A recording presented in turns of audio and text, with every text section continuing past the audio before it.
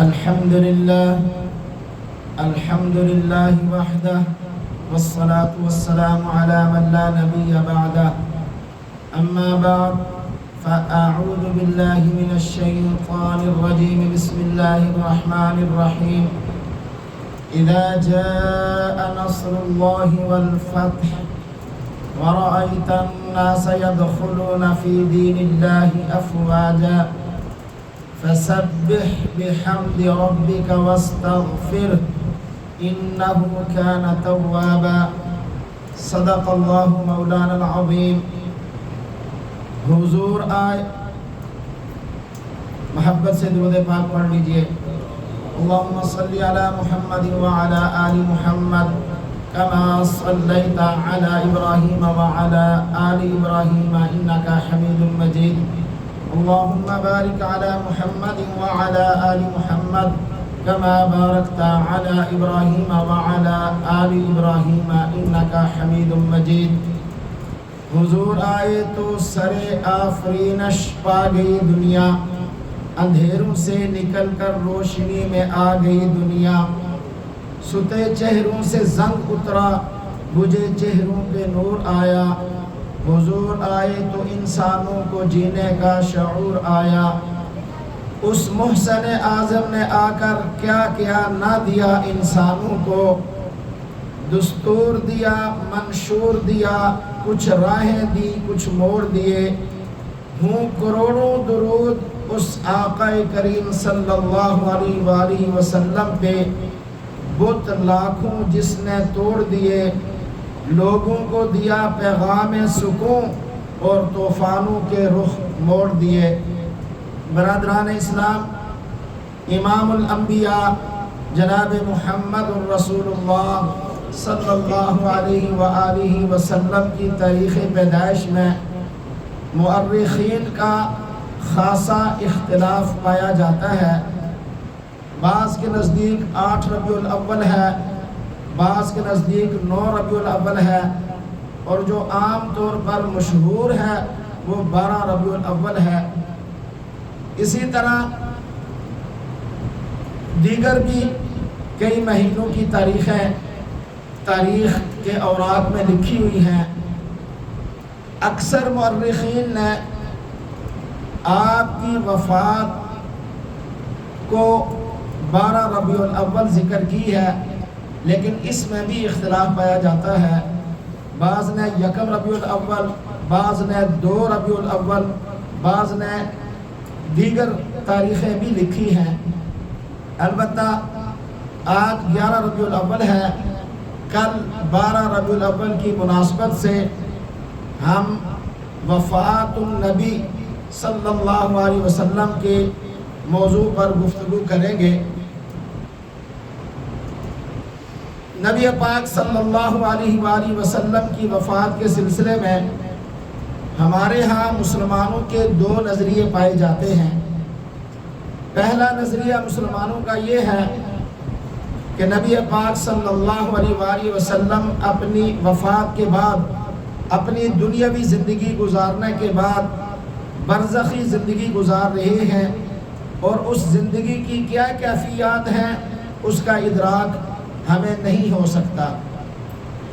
دوسرا گروہ مسلمانوں کا وہ یہ عقیدہ رکھتا ہے کہ رسول اکرم صلی اللہ علیہ وآلہ وسلم وفات کے بعد اپنی قبر اطہر میں بتعلق روح زندہ ہے، روضہ اقدس پر پڑھا جانے والا درود یا صلاۃ و سلام خود سنتے ہیں اور اس کا جواب بھی دیتے ہیں، اور دور سے پڑھا جانے والا صلاۃ و سلام آپ کی خدمت اقدس میں بذریعہ ملائکہ پہنچایا جاتا ہے۔ اہل سنت والجماعہ علماء دیوبند کا یہ اجماعی عقیدہ ہے کہ نبی پاک صلی اللہ علیہ وآلہ وسلم اور تمام انبیاء 1,24,000 کم و بیش جتنے بھی انبیاء ہیں، ان کے متعلق یہ اجماعی عقیدہ ہے کہ وہ اپنی قبروں میں جسد مبارک کے ساتھ زندہ ہیں، اور ان کو وہاں ان کے رب کی طرف سے رزق دیا جاتا ہے۔ اور ان کے ابدان مقدسہ بعینہا محفوظ ہیں، ان کے جسموں کو قبر کی مٹی نہیں کھا سکتی، اور جسد عنصری کے ساتھ عالم برزخ میں ان کو حیات حاصل ہے، اور یہ حیات دنیاوی کے مماثل بلکہ بعض وجوہ سے حیات دنیاوی سے زیادہ قوی تر ہے، البتہ احکام شرعیہ کے وہ مکلف نہیں ہیں، یعنی جو اور انبیاء کی حیات برزخی دیگر تمام لوگوں کی حیات برزخی سے ممتاز، اعلیٰ اور ارفع ہے، اور وہ تمام انبیاء علیہ السلام اللہ کی ذات و صفات کے مشاہدہ میں مشغول ہیں اور مختلف قسم کی عبادات کے اندر مشغول ہیں۔ انبیاء کا مختلف قسم کی عبادات میں مشغول ہونا یہ مکلف ہونے کی وجہ سے نہیں ہے، جیسے دنیا میں ہے کہ نماز پڑھنی ہے، حج فرض ہوا تو کرنا ہے، یعنی مکلف نہیں ہے، بلکہ انبیاء اللہ کی عبادات میں مشغول ہیں تلذذ اور لذت حاصل کرنے کے لیے۔ میرے بھائیو، بزرگوں اور دوستو، رسول اکرم صلی اللہ علیہ وآلہ وسلم کی وفات سے چند عرصہ پہلے ایسے واقعات رونما ہوئے جن سے معلوم ہوتا تھا کہ اب حضور علیہ السلام چند دن ہی دنیا میں زندہ رہیں گے۔ چنانچہ جب سورہ النصر نازل ہوئی تو اللہ تبارک و تعالیٰ نے اس سورت کے اندر آقا کریم صلی اللہ علیہ وآلہ وسلم کی وفات کا اشارہ دے دیا، جس کا معنی بنتا ہے کہ اللہ کی مدد اور فتح جب آ جائے اور تو لوگوں کو دیکھے کہ وہ اللہ کے دین میں فوج در فوج داخل ہو رہے ہیں، تو اپنے رب کی حمد کے ساتھ تسبیح کر اور اس سے بخشش مانگ، یقیناً وہ ہمیشہ سے بہت توبہ قبول کرنے والا ہے۔ اس آیت کے نزول کے بعد سیدنا عبداللہ بن عباس رضی اللہ تعالیٰ عنہ فرماتے ہیں کہ مجھے سیدنا عمر رضی اللہ تعالیٰ عنہ اکثر اپنی مجلس میں بلایا کرتے تھے۔ بدری صحابہ جس مجلس میں ہوتے، بڑے کبائر صحابہ، اس میں مجھ بچے کو بھی حضرت عمر رضی اللہ تعالیٰ عنہ بلایا کرتے تھے۔ تو صحابہ جو بڑے بڑے تھے انہوں نے اعتراض کیا کہ دیکھیں ہم اہل علم ہیں، بڑے ہیں، ہماری مجلس میں یہ چھوٹے بچے کا آنا مناسب نہیں لگتا، ہمارے بھی بچے ہیں، تو صرف اس بچے کا آنا تھوڑا عجیب لگتا ہے، تو آپ اس کو نہ بلایا کریں۔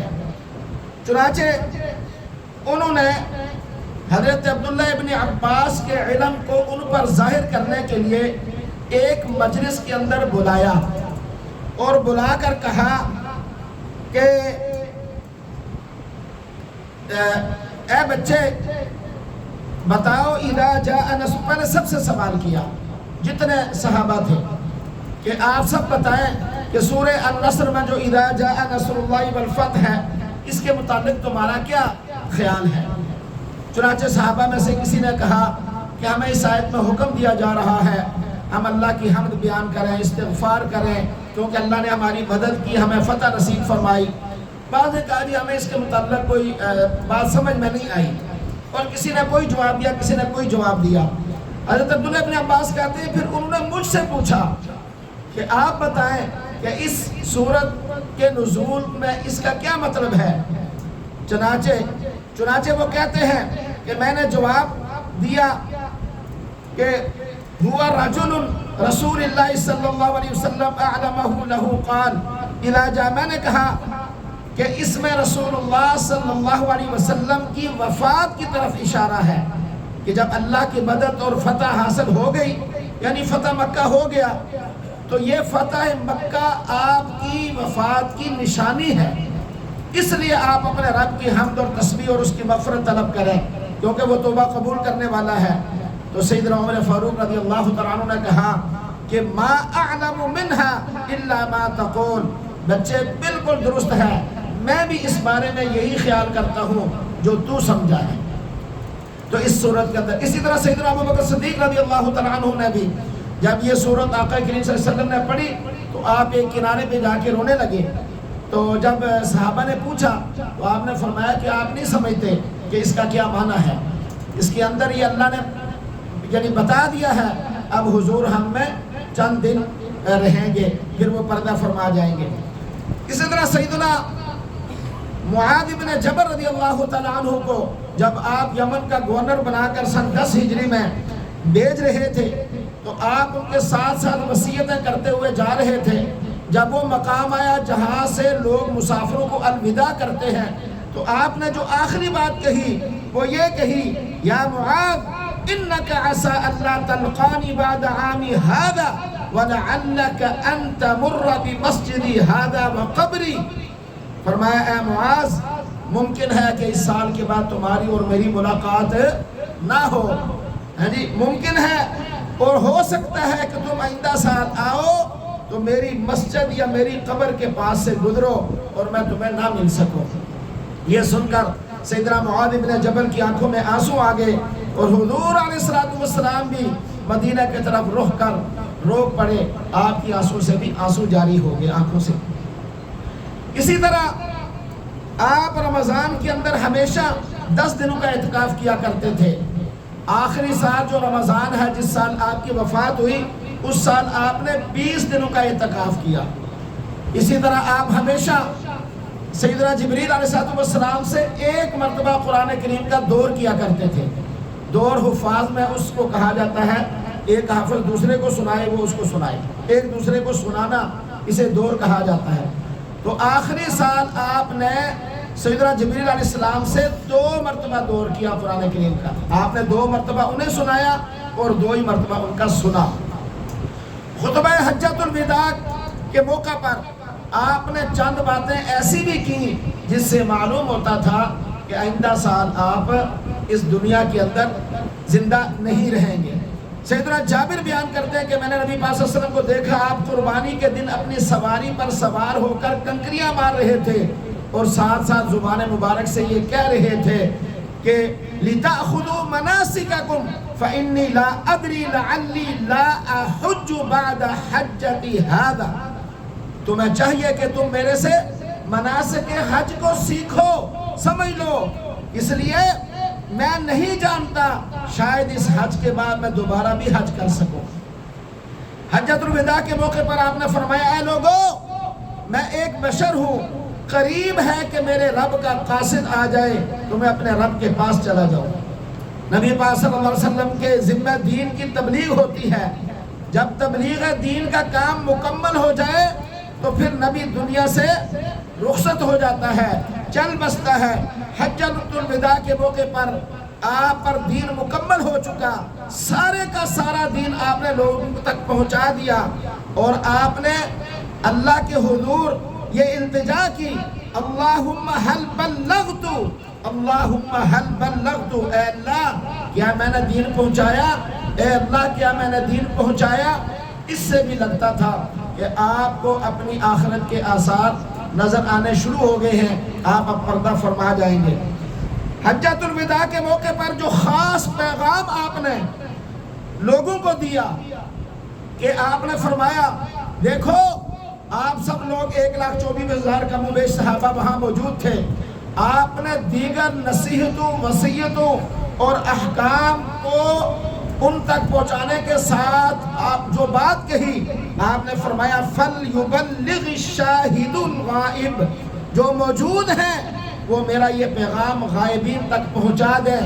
یہ بھی اس بات کی علامت تھی کہ آپ نے وہ بار, آپ نے وہ فرائض جو آپ کے ذمہ تھے وہ آپ نے اپنی امت کو ان کا ذمہ سونپ دیا کہ آپ نے میری باتوں کو دوسرے لوگوں تک پہنچانا ہے جن تک یہ پیغام نہیں پہنچا. اور صحابہ اکرام نے اس کا حق ادا کرتے ہوئے دنیا بھر کے اندر اللہ اور اس کے محبوب کے پیغامات کو بولا کریں پہنچایا, پیغامات کو پہنچایا. اسی طرح حضرت عقبہ بن عامر رضی اللہ عنہ روایت کرتے ہیں کہ یہ سفر کے اور یہ جو واقعہ سفر کے آغاز کا ہے کہ رسول اللہ صلی اللہ علیہ وسلم نے 8 سال بعد یعنی 8ویں برس غزوہ احد کے شہداء پر نماز جنازہ ادا کی، جیسے آپ زندوں اور مردوں یعنی جیسے کہ محسوس ہو رہا تھا کہ آپ رخصت ہو رہے ہیں۔ اس کے بعد آپ ممبر پر تشریف لائے۔ ممبر پر تشریف لانے کے بعد آپ نے فرمایا کہ میں تم سے آگے آگے ہوں، وقت کی کمی عربی چھوڑ رہا ہوں، میں تم سے آگے آگے ہوں، میں تم پر گواہ رہوں گا اور مجھ سے قیامت کے دن تمہاری ملاقات حوض کوثر پر ہوگی۔ اس وقت بھی میں اپنی اس جگہ سے یعنی اس وقت بھی میں اپنی اس جگہ سے حوض کوثر کو دیکھ رہا ہوں۔ تمہارے بارے میں مجھے اس بات کا کوئی خطرہ نہیں کہ تم شرک کرو گے، ہاں میں تمہارے بارے میں دنیا سے ڈرتا ہوں کہ تم کہیں دنیا کے لیے آپس میں مقابلہ نہ کرنے لگو۔ میرے بھائیوں، 29 صفر سن 11 ہجری بروز سوموار رسول اللہ صلی اللہ علیہ وسلم ایک جنازے میں بقیع تشریف لے گئے۔ واپسی پر راستے میں سر درد شروع ہوا، سر میں تکلیف شروع ہوئی اور حرارت اتنی تیز ہوئی کہ سر کے اوپر پہنی پگڑی یا جو کپڑا تھا اس سے اوپر ہاتھ لگانے سے وہ حرارت محسوس ہو رہی تھی۔ یہ آپ کی مرض الموت کا آغاز تھا۔ آپ نے اسی حالت مرض میں 11 دن نمازیں پڑھائیں۔ آپ کی مرض کی کل مدت 13 یا 14 دن ہے۔ حضرت علی رسول اللہ صلی اللہ علیہ وسلم کی تیمارداری سے فارغ ہو کر باہر آئے۔ صحابہ نے آپ سے پوچھا، ابو الحسن، نبی پاک صلی اللہ علیہ وسلم کی طبیعت کیسی ہے؟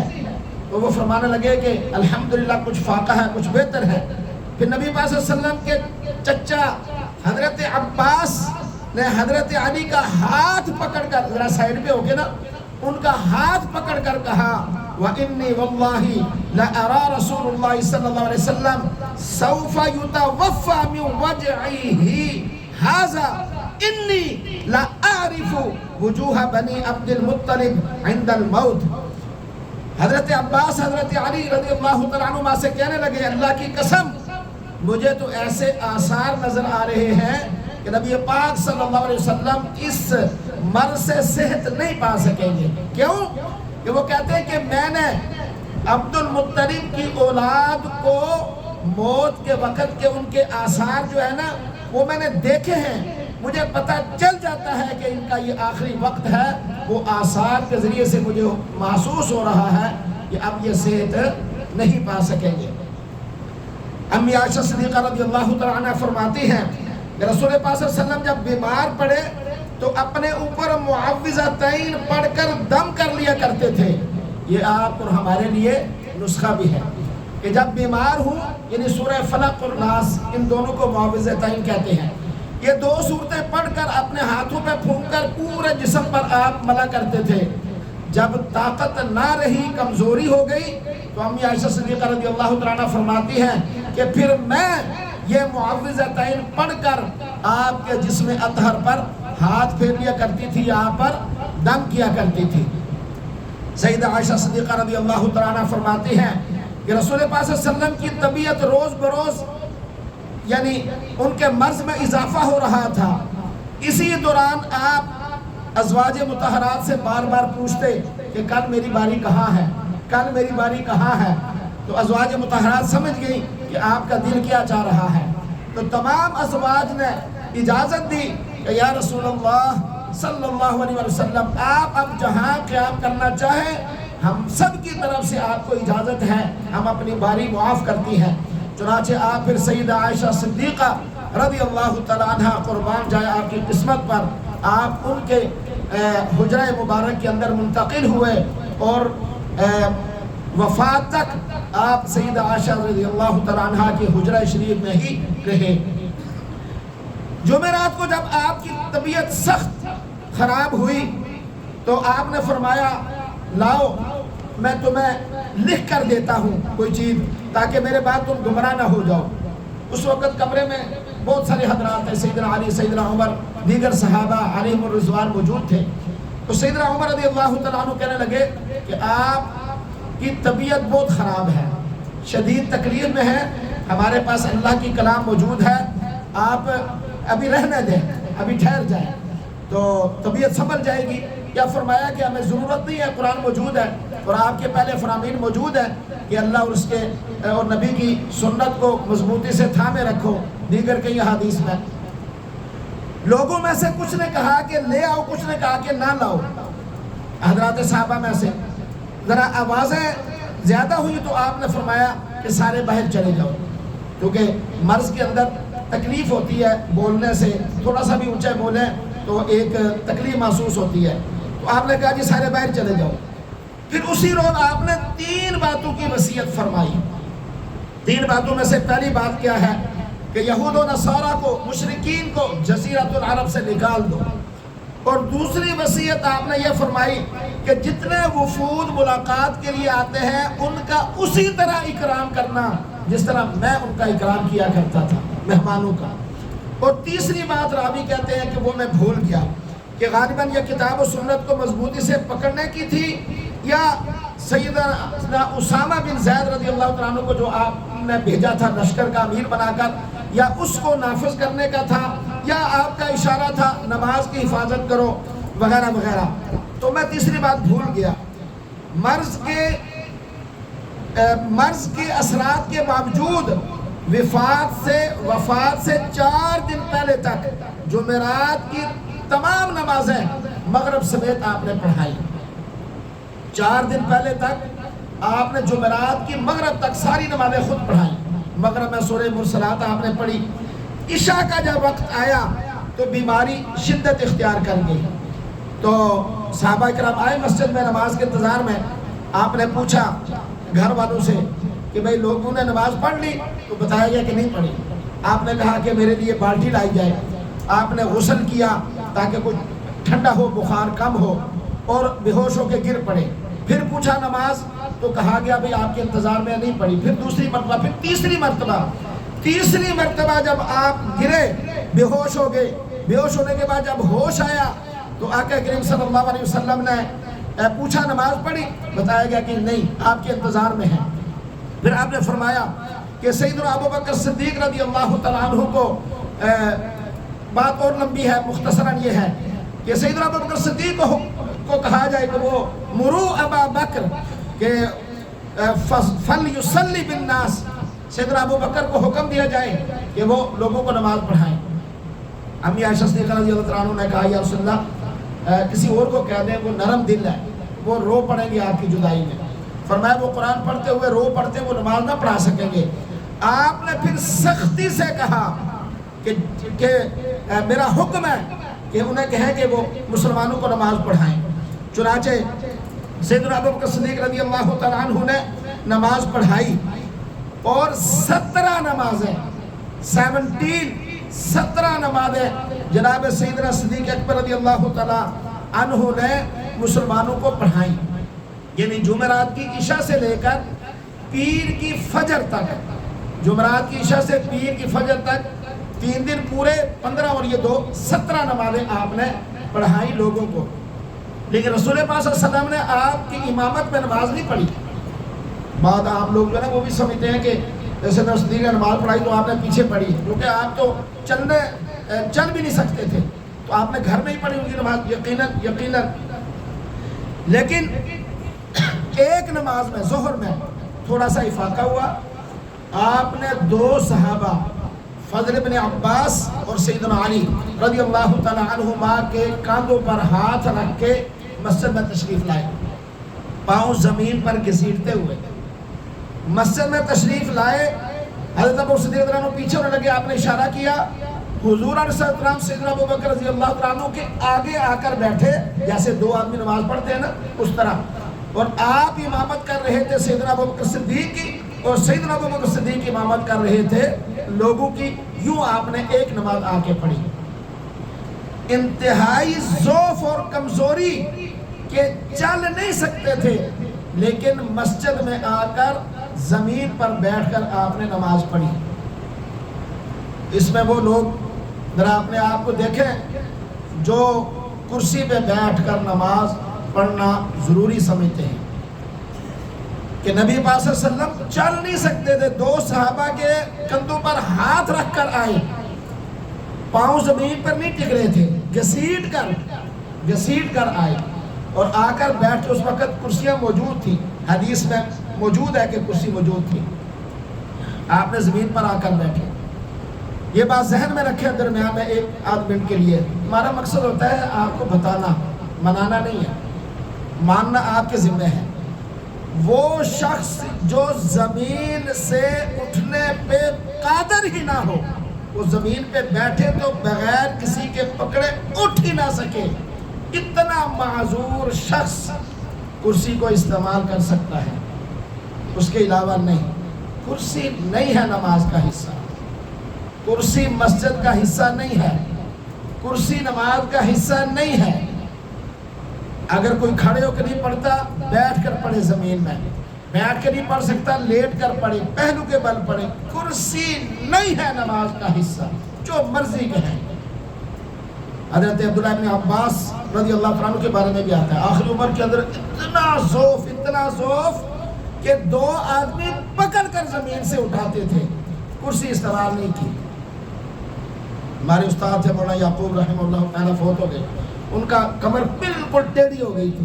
جب ہم نے پڑھا اس وقت بھی وہ باقاعدہ نماز امام تھے، بغیر کرسی کے نماز پڑھاتے. اور کئی بزرگوں کو دیکھا ہے انتہائی. اور یہ بھی یاد رکھیں تکلیف کے باوجود جو نماز کھڑے ہو کر پورے طریقے سے پڑھتا ہے وہ دگنا اجر پاتا ہے، دوہرا اجر. عام آدمی کو 27 گنا، اس کو 54 گنا دگنا اجر پاتا ہے. اور بغیر کرسی کے کھڑے ہو کر نماز شروع کریں، تکلیف ہو تو بیٹھ جائیں، پورا اجر ملے گا. اور بیٹھ کر نماز پڑھنے سے آدھا اجر ملتا ہے. تو اس لیے جو انتہائی مجبور ہے، جس کا گزارا ہی نہیں، ممکن ہی نہیں ہے اس کا کرسی کے بغیر، وہ تو ٹھیک ہے. باقی حضرات کرسی کو چھوڑ دیں، بغیر کرسی کے نماز پڑھنا سیکھیں، بغیر کرسی کے نماز پڑھنے کی عادت ڈالیں، سجدے کی عادت ڈالیں. بڑا سکون ملے گا آپ کو. جتنی بھی تکلیف کیوں نہ ہو، ہم نے پڑھی ہے الحمدللہ، انتہائی تکلیف کے باوجود بھی کرسی کا استعمال نہیں کیا، کچھ بھی نہیں.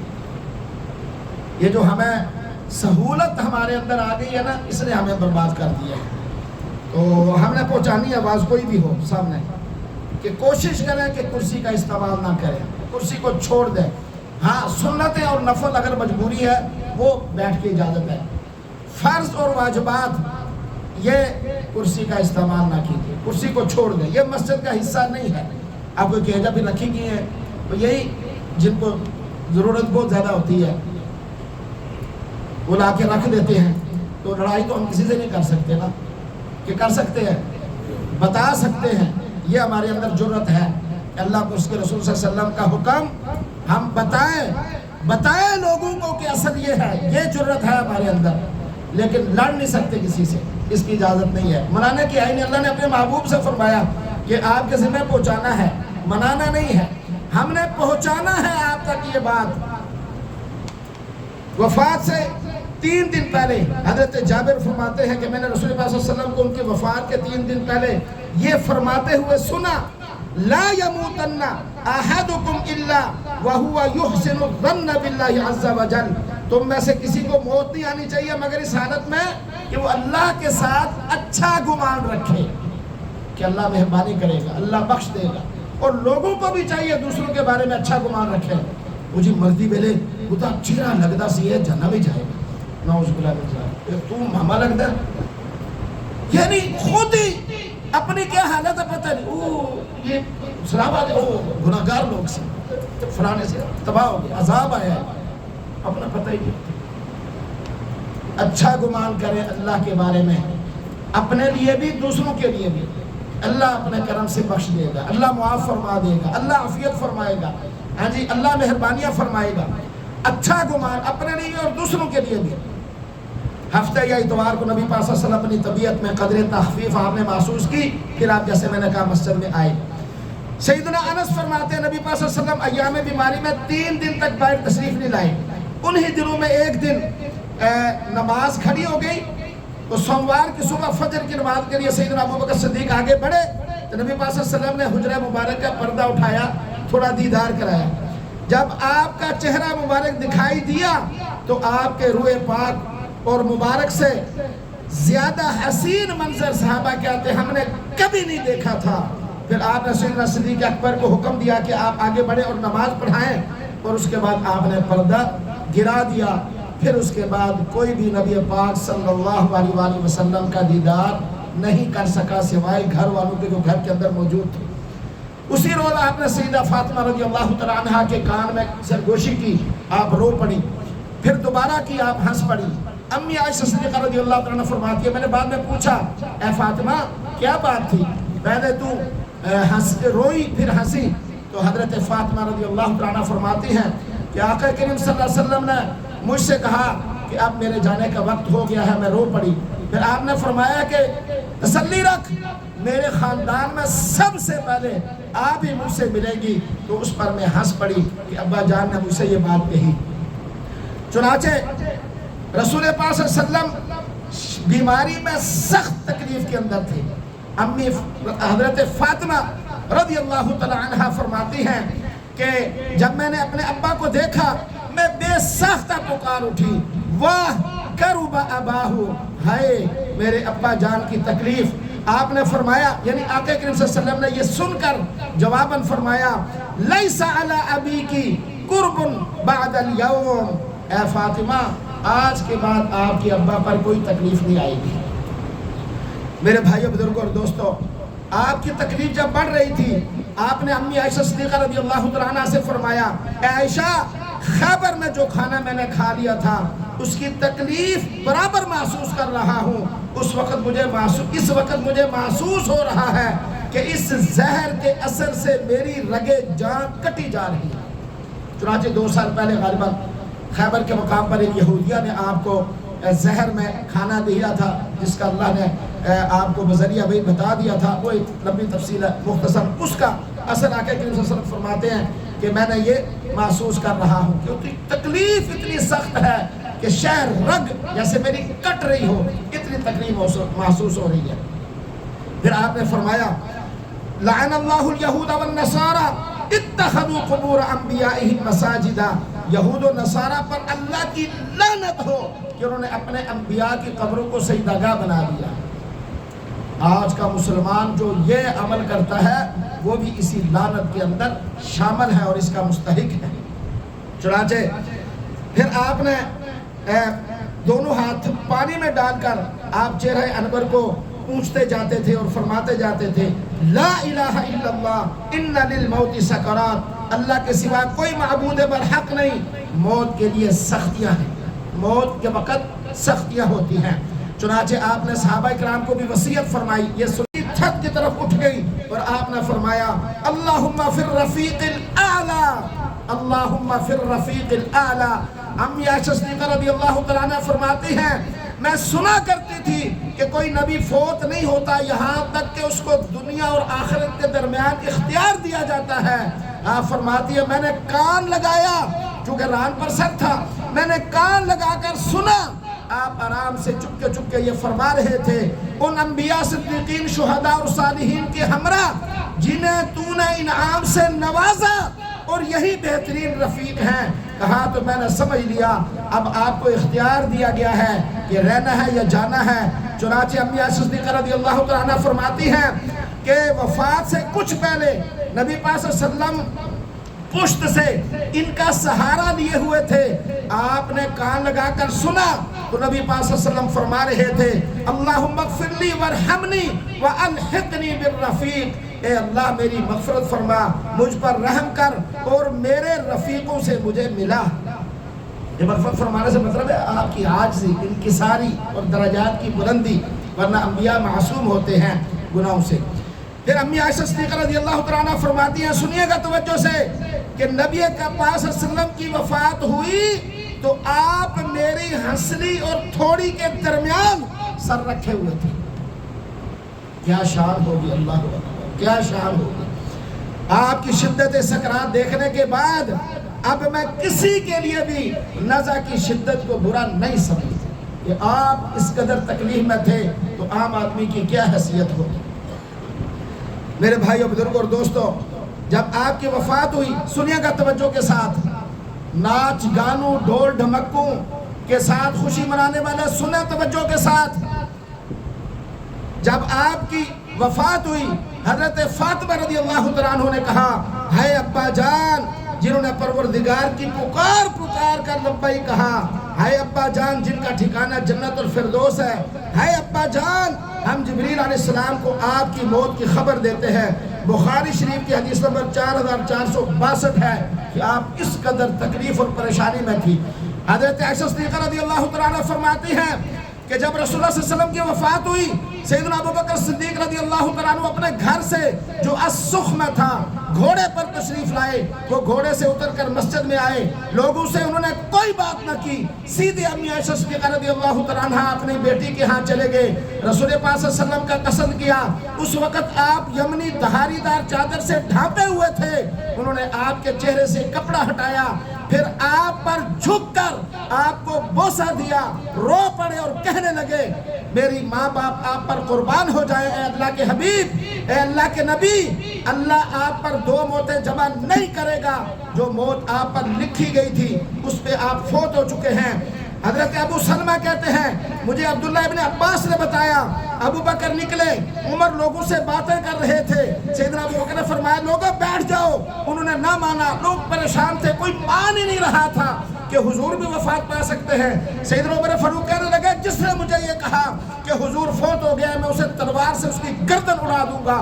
وہ سیدنا علی اس طرف پڑے ہوئے ہیں بے ہوشی کی حالت کے اندر، کسی کو ہوش ہی نہیں تھا حضور علیہ السلام کے وفات کے وقت۔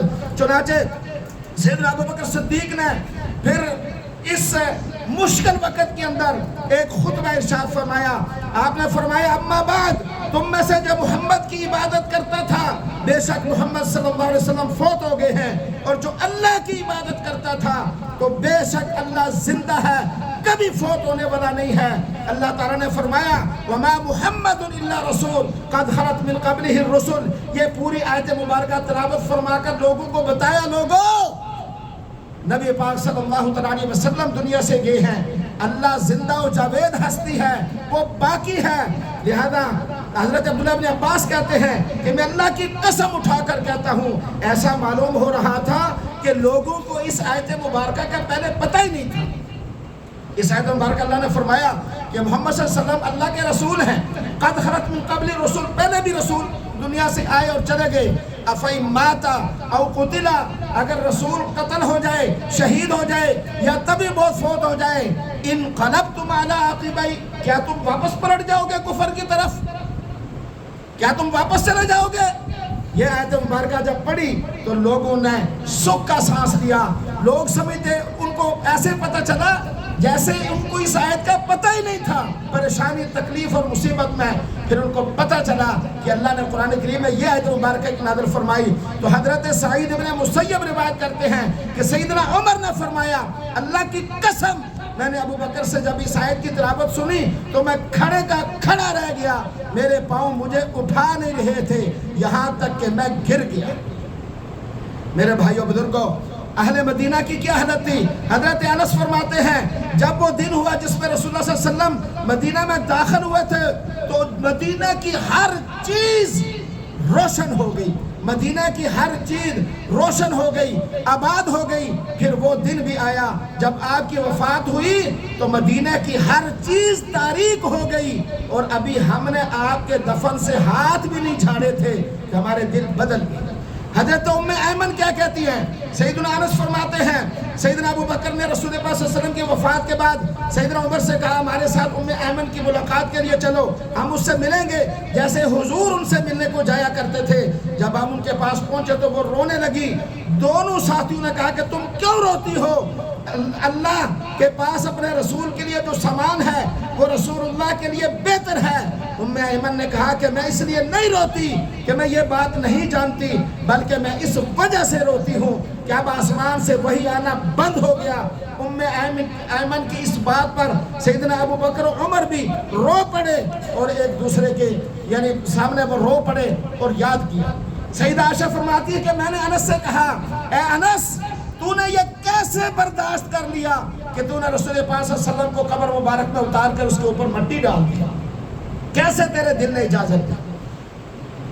صحابہ کہتے ہیں صحابہ جب کوئی باہر گیا تو باہر جا کر لوگوں کو جب خبر دی تو یہ فرمایا کہ مدینے والے مسلمانوں کے دل ایسے آہوں اور سسکیوں سے رو رہے ہیں جیسے چولہے پہ ہانڈیاں چڑھا کر وہ پکتی ہے نا، اس سے دھواں اٹھتا ہے اور وہ گر کر کے وہ آواز سی آتی ہے، ایسے لوگوں کے سینے رو رہے ہیں۔